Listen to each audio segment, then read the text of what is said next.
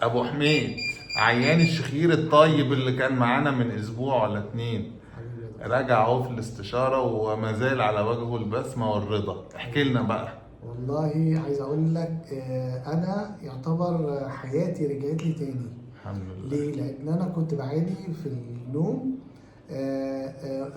يعني يعتبر حضرتك ما تقلش عن دكتور القلب في حاجه، ان انت انقذت حياه.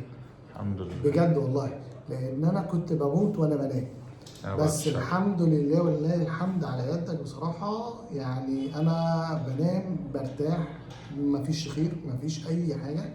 مبسوط. وقطعة النفس. وقطعة النفس مفيش خلاص. الحمد لله. خلاص. الحمد لله. الحمد لله، ربنا يبارك لك يا يا دكتور. ربنا يكمل بصراحة شفاك. وحضرتك من الدكاترة ربنا يعني يخليك. بروفيسور. ربنا يخليك حبيبي، ربنا يديك يعني الصحة. انا بتكلم يا جماعة. الحمد لله على سلامتك. الله يسلمك. الحمد لله على السلامة الله حبيبي. يسلمك.